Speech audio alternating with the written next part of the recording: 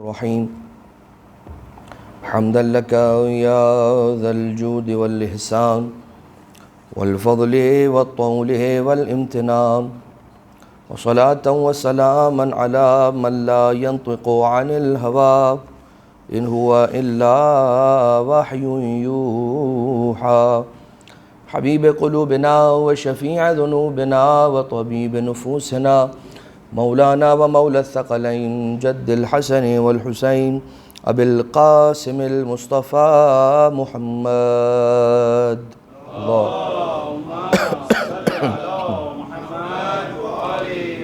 وعلى آله الذين أذهب الله عنهم الرجس وطهرهم تطهيرا اللهم صل على محمد وآل محمد لا سيما على الإمام المنتظر والحجة الثاني عشر واللعنة الدائمة الباقية على أعدائهم ومنكري فضائلهم ومسائبهم وغاصبي حقوقهم من الأزل إلى قيام يوم الدين أما بعد فقد قال الله سبحانه وتعالى في محكم كتابه ومتقن خطابه وقوله الحق وهو أصدق القائلين بسم الله الرحمن الرحيم يا أيها الذين آمنوا اتقوا الله وآمنوا برسوله يؤتكم كفلين من رحمته صلوات اللهم صل على محمد وآل محمد مومنین اور مومنات السلام علیکم ورحمۃ اللہ وبرکاتہ۔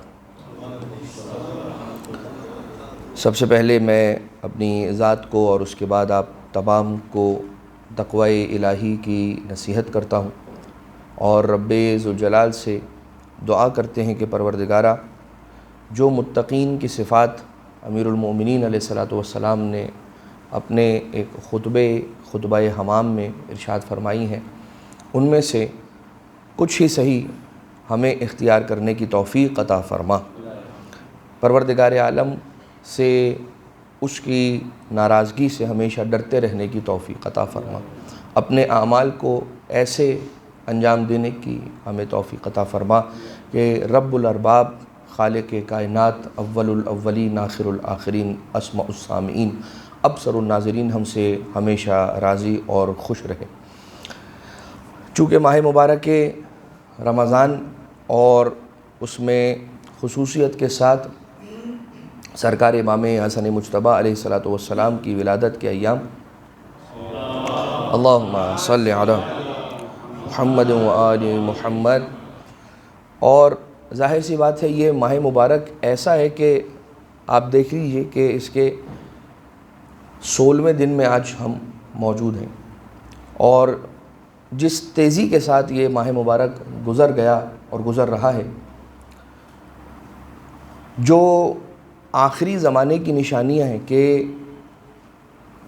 جو زمانہ آخر ہوگا اس زمانے کی نشانیوں میں ایک نشانی یہ ہوگی کہ سال مہینوں کی طرح گزریں گے، مہینے ہفتوں کی طرح گزریں گے، ہفتے دنوں کی طرح گزریں گے، اور دن ساعتوں یعنی گھنٹوں کی طرح سے گزریں گے۔ اور ظاہر سی بات ہے مومنین اور مومنات ابھی تیاریوں ہی میں ہوتے ہیں اور ماہ مبارک رمضان آ کر گزر جاتا ہے، لہٰذا بہت ساری ایسی چیزیں ہوں گی شاید جو ماہ مبارک رمضان کے آخری 3 دنوں میں ہمیں اس کی طرف توجہ ہو رہی ہوگی کہ ارے وہ رہ گیا کرنا، وہ والی عبادت تھی، وہ دعا تھی، پڑھنا رہ گئی۔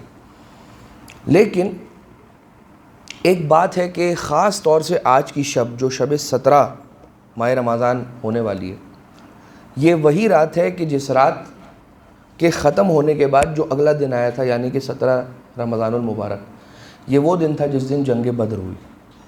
اور جنگ بدر ایک ایسی جنگ ہے کہ جس کی گونج قیامت تک سنی جاتی رہے گی، اور حتیٰ تاریخ اسلام میں جو ہسٹری آف اسلام ہے اس میں رسول اللہ صلی اللہ علیہ وآلہ وسلم پر ہونے والے مظالم، جناب سیدہ پہ ہونے والے مظالم، امیر المومنین علیہ السلام پہ ہونے والے مظالم، امام حسن مجتبیٰ، امام حسین شہید کربلا، حتیٰ ہر امام علیہ السلام پر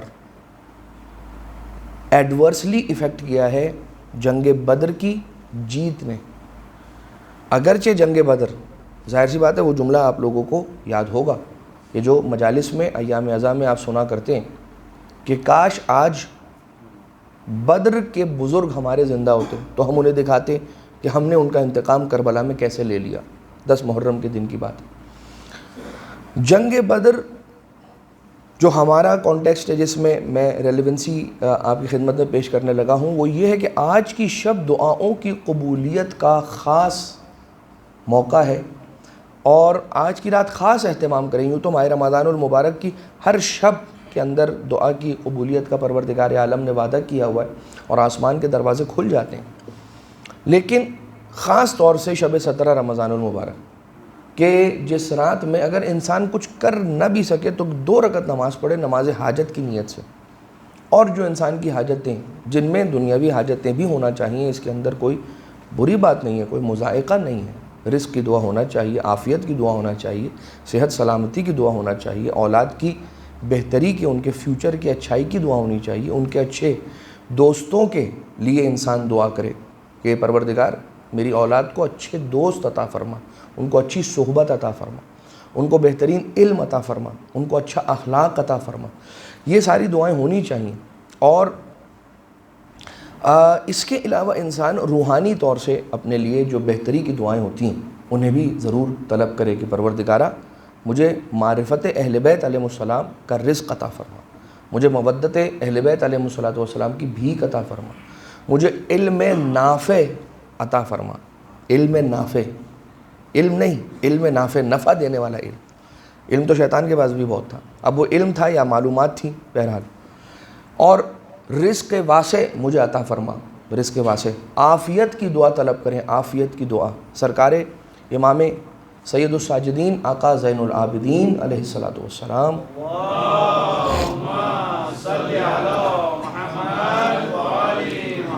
صحیفہ سجادیہ سرکار ہمارے ہی لیے چھوڑ کر گئے. نہج البلاغہ امام امیر المومنین سرکار ہمارے ہی لیے چھوڑ کر گئے. تو ہم قرآن کریم کی طرف بڑی مشکل سے آتے ہیں تو پھر نہج البلاغہ اور پھر صحیفہ سجادیہ، تو یہ لیئرز ہیں. لیکن انسان یہ نہ سوچے کہ مجھے پوری کتاب پڑھنی ہے، اپنا ٹارگٹ چھوٹا رکھے تاکہ اس کو اچیو کر سکے. کنسسٹنسی کے ساتھ چاہے ایک جملہ پڑھیں، that's better, no problem. Some thing is better than nothing. لیکن انسان کنسسٹنسی کے ساتھ پڑھے، ایک جملہ، 2 جملہ. جو ہمارا مسئلہ ہو سکتا ہے اس مسئلے کا حل دعا کی فارم میں صحیفہ سجادیہ میں موجود ہے آلریڈی.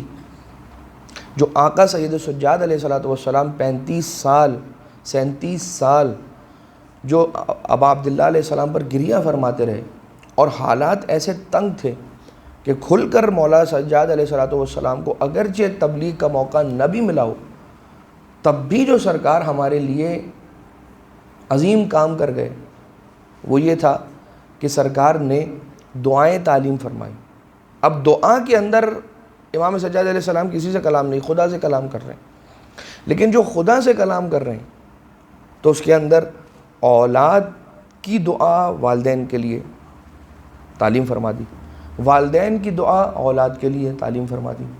بارش نہ ہو رہی ہو تو دعا امام نے تعلیم فرما دی.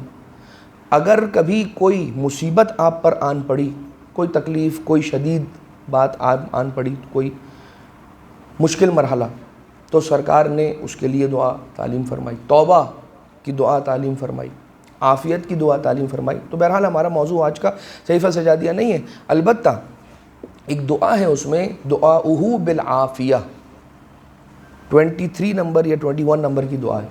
آپ اس لسٹ میں جا کر جب دیکھیں گے تو آپ کو سرکار امام سجاد علیہ السلام کی صحیفہ سجادیہ میں لسٹ میں فہرست میں وہ دعا مل جائے گی، دعاؤہ بالعافیہ.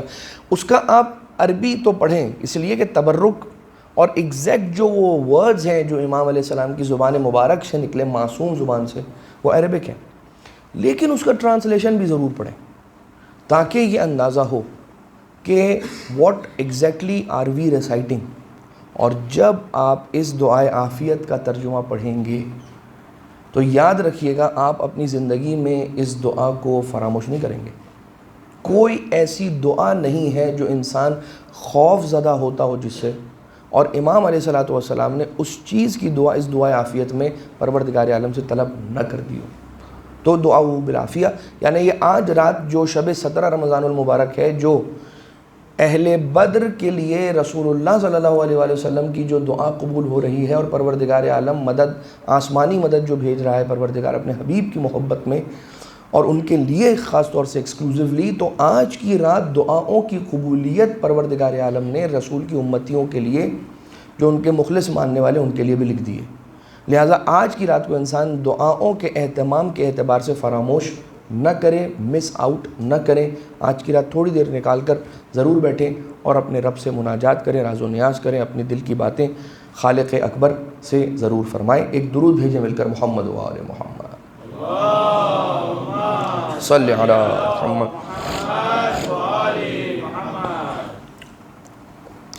اور قرآن کریم کی آیت بھی ہے، بسم اللہ الرحمن الرحیم، وَنَصَرَكُمُ اللَّهُ بِبَدْرٍ، اور یاد کیجئے اے حبیب کہ اللہ نے کیسے آپ لوگوں کی مدد کی تھی بدر میں۔ اب آ جائیے ہمارے پاس جو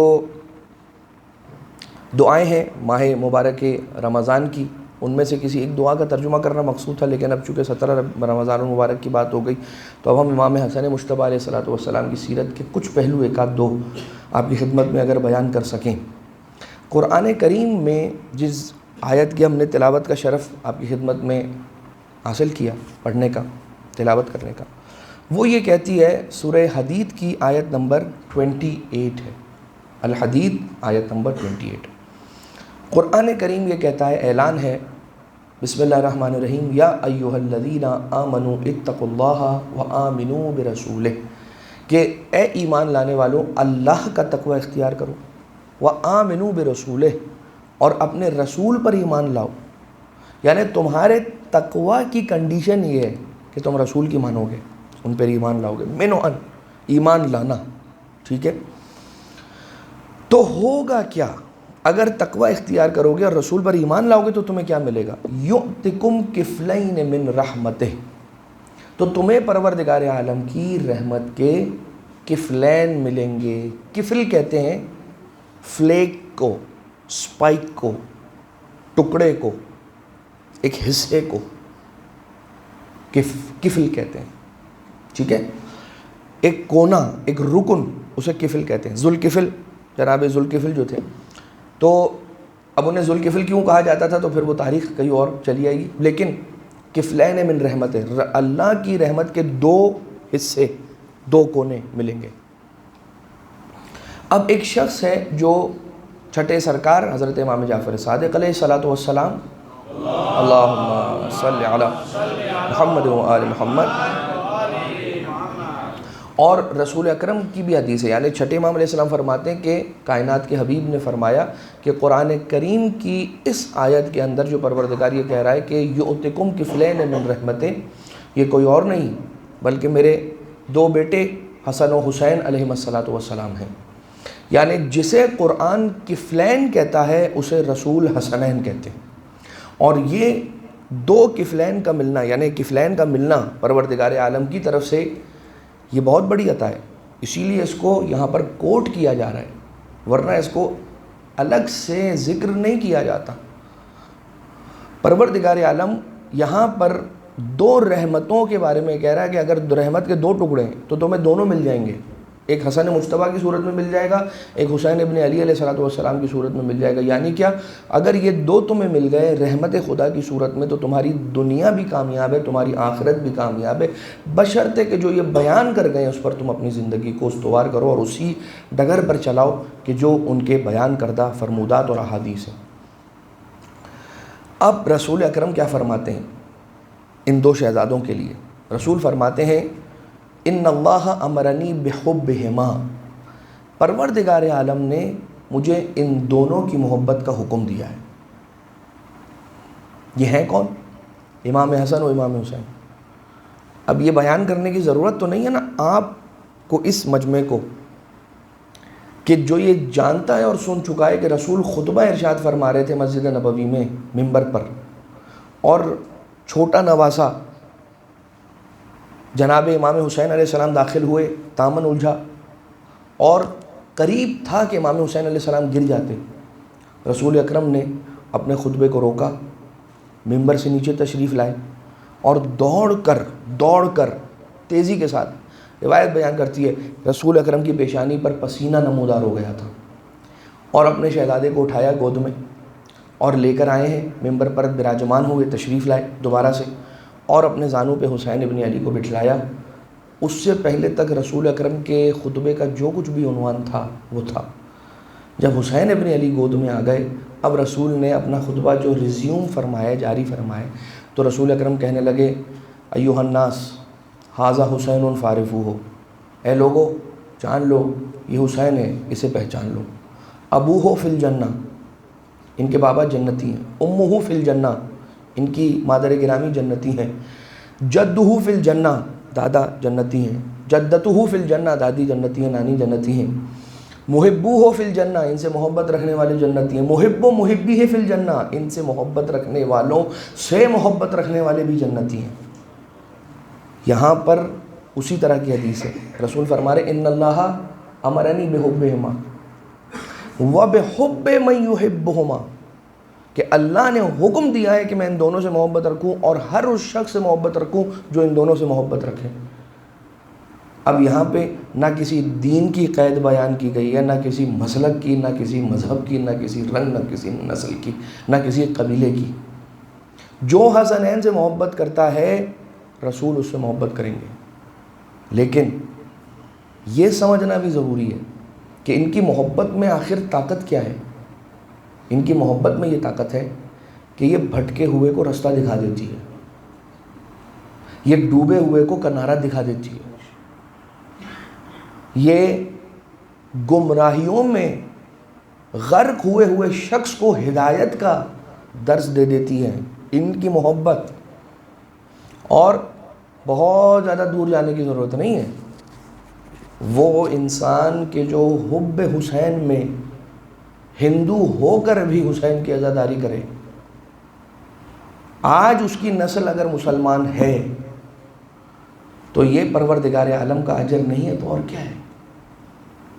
میں کسی اور کی بات نہیں کرتا، اگر میں اپنی بات کروں، اور ہوں گے مجھ جیسے اور بھی بہت سارے کہ جن کے آباء و اجداد کی طرف چل جائیں۔ یہ مثال میں پہلے بھی دے چکا ہوں کہ آپ پیچھے جائیے، اچھا اور ان کا کیا نام تھا، ان کے والد کا کیا نام تھا، ان کے والد کا کیا نام تھا، ان کے والد کا کیا نام تھا، تو ہو پردھان، یہ پتہ نہیں کیا نام تھا، یہ کون تھے، شاید نہیں معلوم، بتوں کو پوجتے ہوں گے، بت پرستی کرتے ہوں گے، لیکن ہاں ایک کام کرتے تھے، خندق کا ماتم ہوتا تھا تو خندق بناتے تھے۔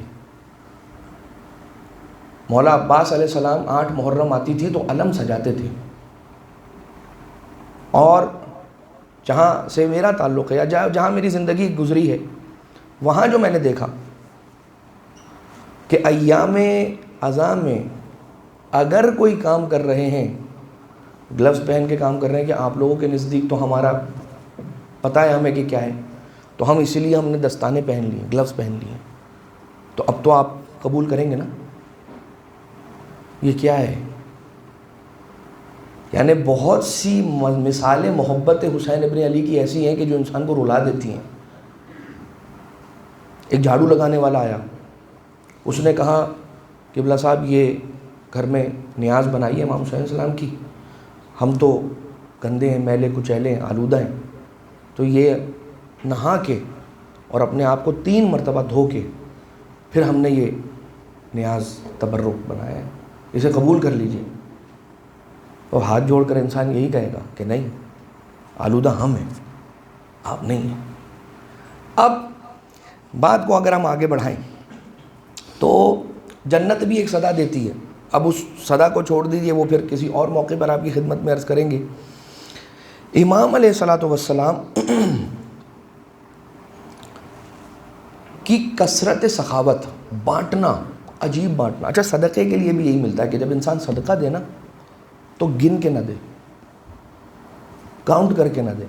ہاں مطلب ایک رف آئیڈیا اگر انسان کے ذہن میں ہے تو اٹس اوکے، نو پرابلم، کہ ٹھیک ہے ایک بجٹ انسان کا ہوتا ہے، اس کو مینیج کرنا ہوتا ہے، نو پرابلم۔ لیکن صدقے کے لیے روایتیں یہ ہیں کہ اتنا دو کہ اگر کوئی دیکھنے والا دیکھ لے تو اس کو یہ شائبہ ہو یہ تو فضول خرچی کر رہا ہے، اسراف کر رہا ہے۔ صدقے کے لیے یہ ہے کہ جب صدقہ دو تو اتنا بانٹو کہ یہ کہا جائے کہ یہ تو ارے اتنا تھوڑا عام تھوڑی تھا، اٹلو کہیں تھوڑی کہیں آپ وانو ہوئے. لیکن اب امام حسن مجتبیٰ کی پہلے بات کر لوں، پھر جو ایک درس ہے ہمارے لیے وہ بھی بیان ہو جائے تاکہ کچھ لوگ اور بھی آ جائیں. اور وہ یہ کہ سرکار امام حسن مجتبیٰ علیہ السلام کا دسترخوان ہر وقت لگا رہتا تھا، یا صبح کا ناشتہ سرکار کے گھر پر ہوتا تھا. اور وہ دسترخوان ایسا بابرکتی دسترخوان تھا، اور کیوں نہ ہو کہ امام حسن مجتبیٰ کے گھر کے آنگن میں لگ رہا ہے. وہ گھر کا آنگن کہ جس میں جبریل نہیں معلوم کتنی مرتبہ نازل ہو رہے ہیں، پروردگار عالم کی خاص نظر کرم اس پر ہو رہی ہے. اور عجیب و غریب اس گھر کے آنگن اور برآمدے کی کیا بات ہے، صحن کی کیا بات ہے. لیکن پورا کا پورا مدینہ، علیکم السلام ورحمۃ اللہ، سمٹ آتا تھا امام حسن مجتبیٰ علیہ السلام کے گھر کے اس ایک دسترخوان پر. مدینہ کے لوگ ختم ہو جاتے تھے، گھر کے صحن میں جگہ نہیں ختم ہوتی تھی.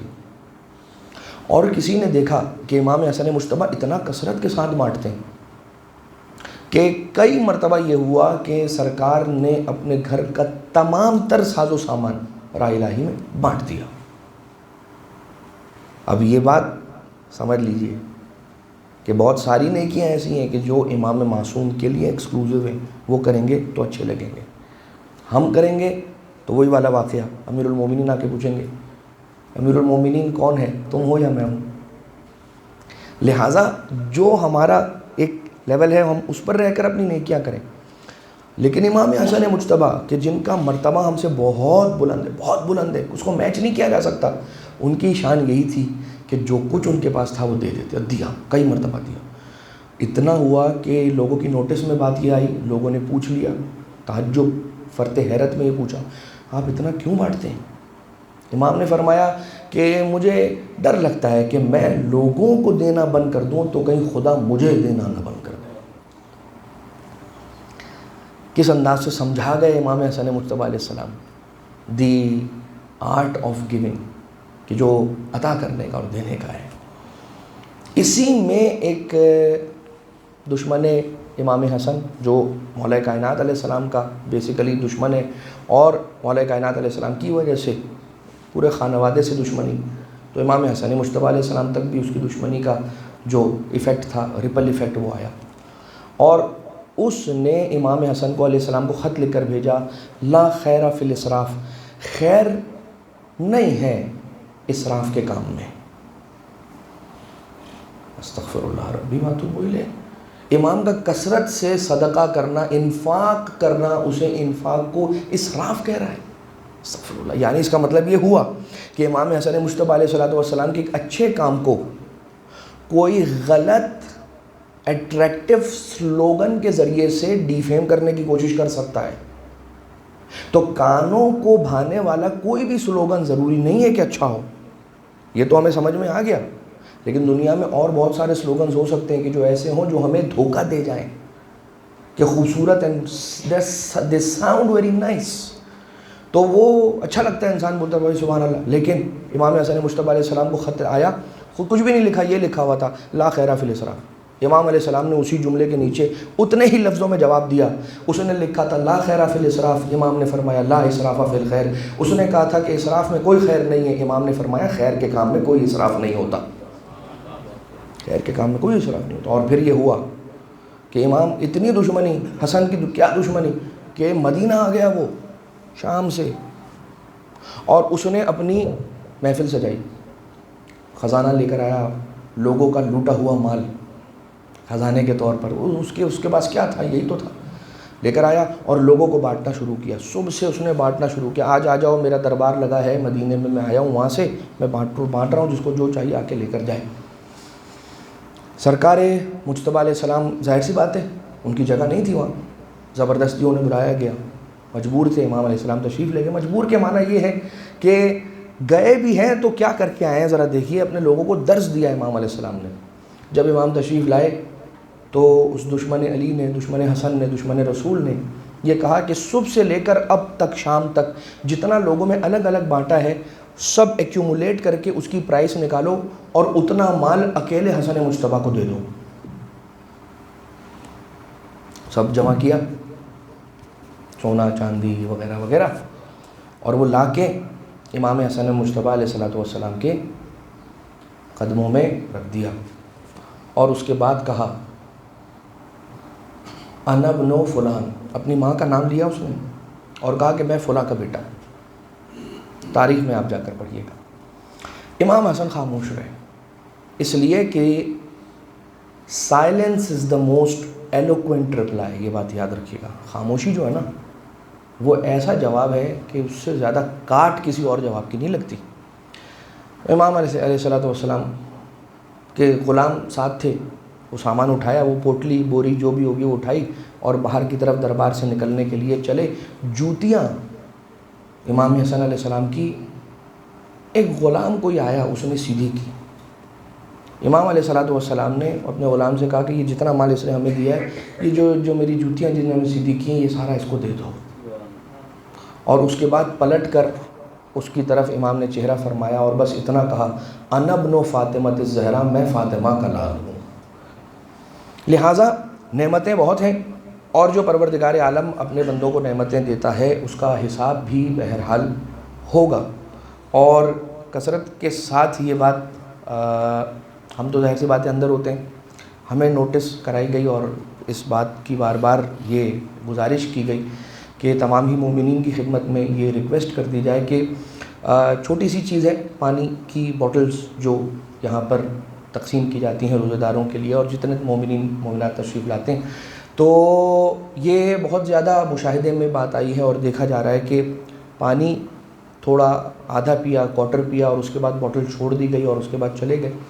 تو کوشش کیجئے کہ پانی ضائع نہ ہو، اس اعتبار سے کہ اگر آپ نے پانی پی لیا ہے اور آپ کو تھوڑے سے ہی پانی کی طلب ہے تو جو باقی بچ جاتا ہے you can put it together with you, اور اپنے ساتھ اپنے گھر لے جائیے اور وہاں پر اس کو استفادہ کیجئے، اس لیے کہ وہ جو بچا ہوا پانی ہے وہ باقی چھوڑ کر ڈسٹ بن میں ڈالنے کے لیے نہیں ہے۔ اس لیے کہ بہت ساری ہمارے پاس روایتیں، اب میرے پاس وقت نہیں رہا کہ میں وہ فضیلتیں بیان کروں، انشاءاللہ آج کی شب کچھ پانی پلانے کی فضیلت کے بارے میں بیان آئے گا، اس لیے کہ بدر کے اندر بھی جنہوں نے پانی پلایا اور قرآن کریم کی آیت، وہ تو پھر آج کی شب میں انشاءاللہ بیان ہو جائے گا کچھ، اس لیے کہ اب وقت نہیں رہا۔ تو بس اس بات کا خیال رکھیں اس دعا کے ساتھ کہ پروردگار ہم سب کی توفیقات میں خیر میں اضافہ فرمائے۔ ان احسن الحدیث قرآن العزیز، بسم اللہ الرحمن الرحیم، انا اعطیناک الکوثر فصل لربک وانحر ان شانئک هو الابتر۔ صلی علی محمد وآل محمد، اللہم صلی علی محمد، اللہم صلی علی محمد وآل محمد وعجل۔ اعوذ باللہ من الشیطان الرجیم، بسم اللہ الرحمن الرحیم، الحمد للہ رب العالمین والصلاة والسلام علی سیدنا ونبینا وحبیب قلوبنا وشفیع ذنوبنا وطبیب نفوسنا مولانا ومولا الثقلین جد الحسن والحسین وعلى آلہ الطیبین الطاہرین المعصومین المنتجبین الغر المیامین، وصلی اللہ علی سیدنا ونبینا محمد بن عبد اللہ خاتم الانبیاء والمرسلین، اللہم صلی علی محمد وآل محمد وعلى سيدنا مولانا بالحسن امیر المؤمنین علی بن ابی طالب علیہ آلاف التحیۃ والثناء، اللہم صل علی محمد وعلى سیدتنا صدیقۃ الکبریٰ فاطمۃ الزہراء سلام اللہ علیہا، اللہم صل علی محمد وعلى سبط رسول اللہ ریحانت محمد المصطفیٰ الحسن والحسین علیہم الصلاة والسلام، اللہم صل علی محمد وعلی محمد وعلی بن الحسین ومحمد بن علی وجعفر بن محمد وموسى بن جعفر وعلی بن موسى ومحمد بن علی وعلی بن محمد والحسن بن علی والحجة بن الحسن صلوات اللہ وسلامہ علیہ،